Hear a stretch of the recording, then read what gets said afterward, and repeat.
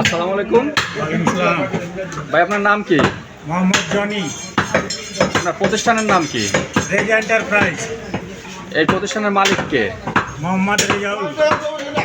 আপনারা গরুর মাংস কত করে বিক্রি করতেছেন? 780 টাকা। 780 টাকা। বাহিরে যারা 700-750 টাকা করে বিক্রি করতেছে এদের কারণ কি?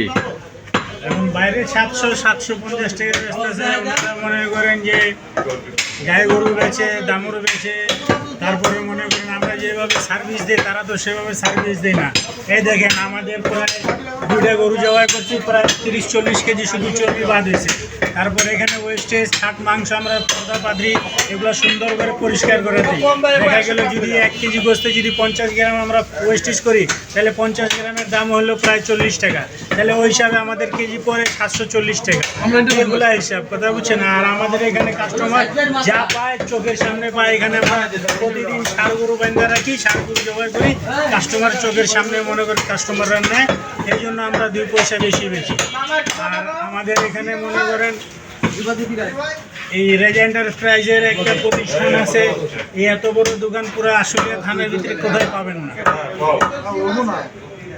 আচ্ছা, ধন্যবাদ। আসসালামু আলাইকুম। ভাই আপনার নাম কি? আমার নাম মোহাম্মদ সালাউদ্দিন খান। আপনি কি এখানকার দোকানদার না কাস্টমার? আমি এখানকার রেগুলার কাস্টমার। Regular customer. এখানে রেগুলার কাস্টমার, আপনি এই দোকানে কি পেয়েছেন? আমি এই দোকানে যেটা পাইছি ওনাদের ভালো ব্যবহার, দ্বিতীয়ত ওনাদের যে ওনারা যে গোছ বিক্রি করে সেই গোছে আজ পর্যন্ত কোনোদিন ভেজাল পাইনি। আজ পর্যন্ত যতদিন গুস্ত কিনছে এখান থেকে আজ পর্যন্ত কোনোদিন ভেজাল পাইনি। ওজন কি সঠিক দেয়? ওজন সঠিক দেয়, পরিমাণও সঠিক। এমনকি ওনারা যেভাবে গুস্ত দেয় অন্য জায়গায় গুস্ত দেয় না। ওনারা গুস্ত যারা নিতে আসে শুধু গুস্তই পায়, চর্বি পায় না। অন্যান্য জায়গায় যেমন চর্বি দেয় ওনারা চর্বি ইউজ করে, ওনারা সলিড গুস্তই দেয়। আচ্ছা।